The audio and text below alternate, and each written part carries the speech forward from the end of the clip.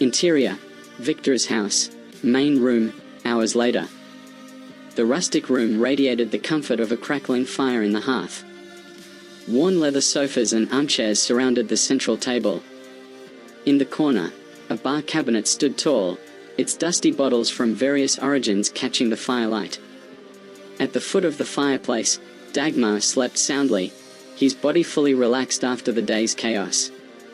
Max and Victor sat across from each other, their conversation flowing in quiet murmurs. Until the door opened. Caliop walked in with steady steps. Her skin still flushed from the hot water, damp strands of hair clinging to her shoulders. She looked renewed. The two men fell silent as she approached the bar, scanned the bottles, and picked one along with a glass. Victor, with a welcoming grin. "Help yourself. Make yourself at home." Max, dryly, eyes still on his glass. "You don't know her when she drinks." Caliop said nothing. She poured slowly, filled the glass halfway, and took a long sip, relishing the burn down her throat. Then, with a steady expression, she sank into an armchair, legs crossed. Caliop, firmly, placing her glass on the table. "All right, gentlemen. We're going to have a conversation. And this time, I want answers. Let's start from the beginning." She leaned slightly toward Max, locking eyes with him. Caliop. "Max, who are you really? Where did you find that record?" Max sighed, shrugged with apparent indifference. But his posture tensed just enough to betray him. "Max. Look, pretty sure I've got at least one broken rib. Not really in the mood." Victor, cutting in with a dry laugh. "His name's not Max. It's William. William McKenna. Stubborn bloody Scotsman. Ex-military, ex-mercenary, and ex-husband. He's been chasing lost treasures for years like a dog chasing a bone. Only thing he's never let go of is that dog and..." Max, cutting him off, scowling. "Okay, Victor, that's enough. You really want me to start talking about your cosplay habit?" The big Russian, who didn't flinch at bullets or snowstorms, turned faintly red and shut his mouth. Caliop raised an eyebrow, amused. Then let her smile fade back into focus. Caliop. "Good. We're getting somewhere. So, William. What the hell is that record? Why is a paramilitary group after it? And now they have it?" She took another drink, leaned in further. "Caliop. And tell me, why did that artifact in the music store call itself Aman? And tell us to find a troll. Only for the troll to say we shouldn't listen to him?" The room went still. The fire crackled in the hearth, casting flickering shadows on the wooden walls. "Caliop. Do you even realize what just happened? We were with a troll. A being? I don't even know how to describe it. Skin made of stone. And it nearly killed you." She took a deep breath and leaned back in the chair, eyes locked on Max. "Caliop. So now tell me. What the hell am I doing in all this?" Max ran a hand over his face, rubbing his temple. His eyes met Victor's, still watching silently. Then he sighed, and nodded. Max, resigned. All right. You'll get your answers." The fire crackled in the hearth, throwing dancing shadows across the wooden walls. Max, Victor, and Caliop sat in silence, each with a glass in hand.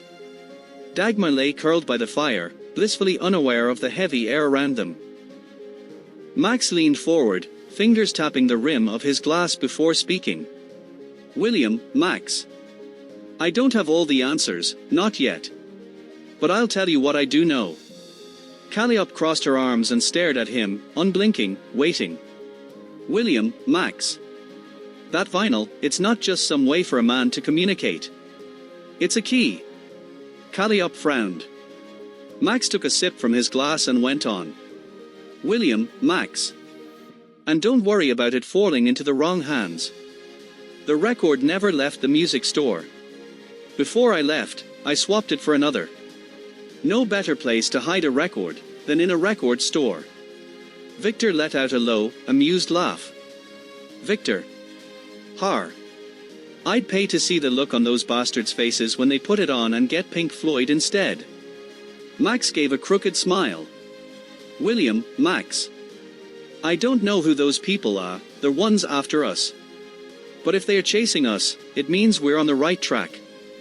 Caliop tapped her fingers against the side of her glass, taking it all in. Caliop.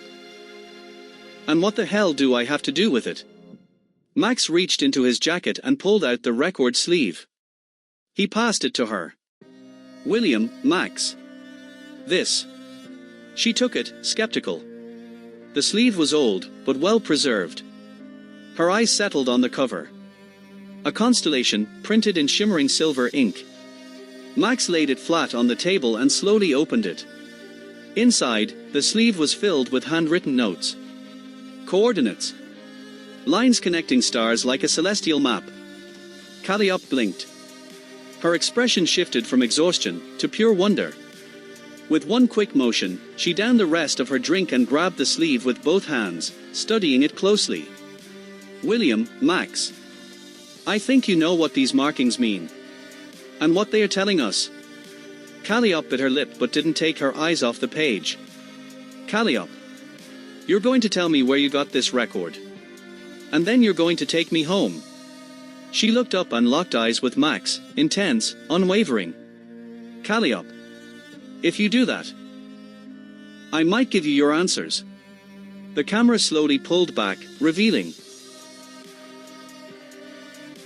Interior, Caliop's apartment. Day. In her sleek, modern apartment, Caliop finishes getting ready in front of the mirror. She grabs her bag and heads down to the garage, where her sports car waits. The engine roars to life as she pulls out of the building with determination. Extension Urban Park. Day. On a bench, Max, William, sits next to Dagmar, his loyal white Swiss shepherd. Caliop pulls up in her car and stops in front of them. Caliop, smiling. Need a ride? Max nods, stands up, and the two get into the car. Max, nostalgic. Just like old times. Caliop, firmly, while driving. Let's go over what we know, and our agreement, just to be clear. I go back to my life, my classes and seminars. You stay out of it. I help you, but no surprises. Max, nodding. Understood, Caliop. But you need to know this won't be safe. And while we're here, please, call me Max. Caliop. Fine. Now, about a man. We know he's after the object. He can influence our world, like when he sabotaged my car. And he can watch us. That means he needs us. And according to Grendel, we shouldn't use the vinyl. We need to figure out why he wants the object. He could be lying. Max. Exactly. I know he can see us, but not always. Grendel's warning caught me off guard. If a creature that old tells us to be careful, we should listen. But it's still better that we have the object than those guys chasing it. And I know you feel it too, that need to understand this mystery. That's why a man chose us. Not just for our skills. Caliop. All right. So, next stop, the record store? Max. Not yet. First, we need to pick up Ivan. Caliop, surprised. He's still here? Max. Yeah. He wants to buy a few things before heading out. Stuff you can get at any supermarket here, but over there, it's contraband. And are couple things you can't get in any supermarket. Extension Shopping Centre. Day. Caliop parks at the entrance. Yvonne stands waiting, wearing flashy sneakers, sweatpants, and a Scarface t-shirt. In each hand, he holds a giant shopping bag. Max steps out of the car and walks over to help him load them into the trunk. Int. Caliop's car. Day. Yvonne, massive as ever, struggles to squeeze into the backseat next to Dagmar, who growls softly, clearly unimpressed by the lack of space. Caliop, half amused, half resigned. Let's just hope no one I know sees me with you too. Now then, next stop, the record store. The car speeds off toward its destination. Caliop, surprised. Extension Music Store Facade. Night. Caliop's sleek sports car pulls up in front of what used to be a cozy record shop. Now, a neon sign glows ominously above the entrance, a THE World's END. The doorway has been reinforced with metal plating, and a bouncer stands watch outside, broad-shouldered and stone-faced. Caliop, Max, and Dagmar step out of the car, taking in the transformation. Caliop, surprised. Max, this I did not expect. Max, with a sly smile. Care for a drink, Caliop? Let's go ask a few questions. They approach the door, but the bouncer raises a hand to stop them. Bouncer, firm. Sorry. Invitation only. Caliop digs into her purse, pulling out a thick stack of cash. Caliop, will this do as an invitation? Max, trying charm. We knew the previous owner. Just want to ask a few questions. Bouncer, unmoved. You could have known the Queen of England. Still need an invite. Suddenly, Yvonne steps forward from the shadows, towering over the bouncer. He raises a fist. The letters on his knuckles spell dead. IVA with a Q10, low and menacing. Invitation. The bouncer hesitates, visibly shaken. He steps aside and opens the door with sudden politeness. Bouncer, go on in. Please. Int. The World's End, night. The group steps inside, leaving the visibly relieved bouncer behind. What was once a humble record store now pulses with the life of a clandestine nightclub. Despite the renovations, the soul of the place endures. Stained glass panels on the ceiling, instruments mounted on the walls, and framed vinyls hanging like sacred relics. Neon lights bathe the space in hues of purple and electric blue. The low hum of conversations, clinking glasses, and the sharp crack of pool balls create a layered atmosphere. Caliop, Max, and Yvonne walk in. All eyes turn toward them, not with curiosity, but with suspicion. They don't belong here. Outsiders in someone else's domain. Dagmar sniffs the air and sneezes. Lidia, from behind the bar, sharp smile. I've been waiting for this moment. Caliop and Max exchange a quick glance. Yvonne, unfazed, strides to the bar and takes a seat without asking. IVA with a Q10, dry, gravelly voice. Vodka. Lidia, sporting a silver mohawk, shaved sides, and an unmistakable punk aesthetic, pours the drink without breaking her intense gaze. Lidia, sliding the glass across. Saw you on the security feed. You're a man who knows what he wants, big guy. Might have a security job for you, if you're interested. Yvonne downs the vodka in one go and slams the empty glass on the bar. IVA with a Q10. More vodka.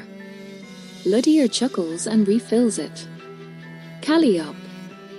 Excuse me, would like to ask a few questions. We knew the previous owner, Anne. Lidia lifts a hand, cutting her off with a cynical smile. Lidia. Look, sweetheart. You're the walking stereotype of a privileged little princess. Designer bag, polished hair. In here, I ask the questions. Caliop's jaw tightens. Her eyes harden.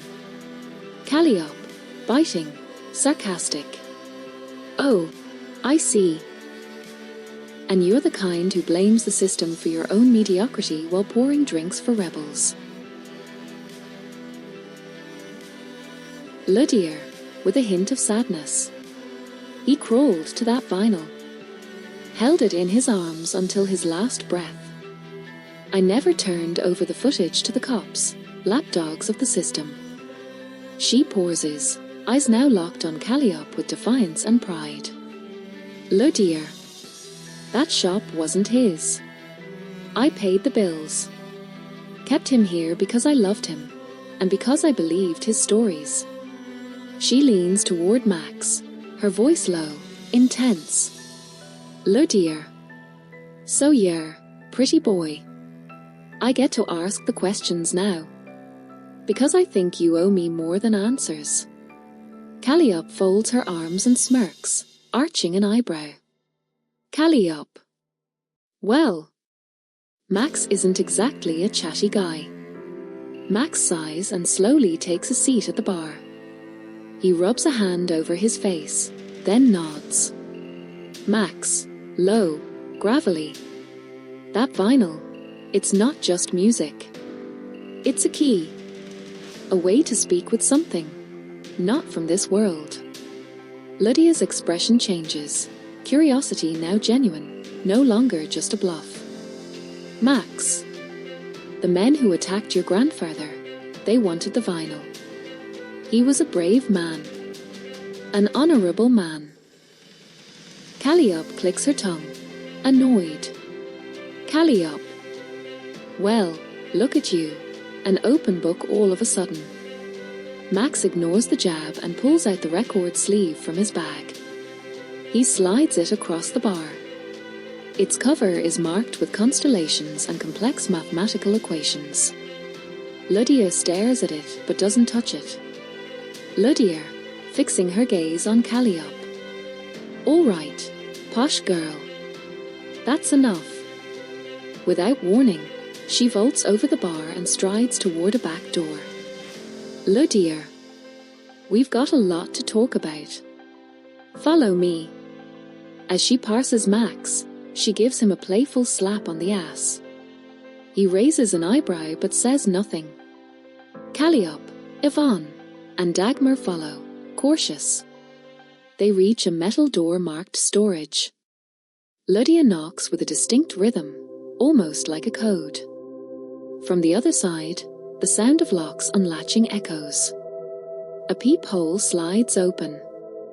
A pair of dark eyes peer through, cold and calculating.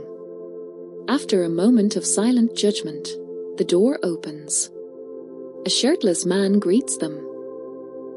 He's lean, covered in tribal tattoos and facial piercings. His stare is anything but friendly. They descend a long staircase. Dim lights buzz overhead with an electric hum. At the bottom, Lidia pulls aside a thick red curtain and spreads her arms with a wicked grin. Lidia. Welcome to the end-of-the-world hacktivist den. Before them, an underground bunker hums with life. Servers growl in the corners, cables snake across the floor. And tables overflow with monitors streaming code and encrypted transmissions. People sit at workstations, fingers flying, eyes locked on screens. Data pulses across walls of displays. A secret network, hidden beneath the city. Caliop and Max exchange a look. This just got a lot bigger.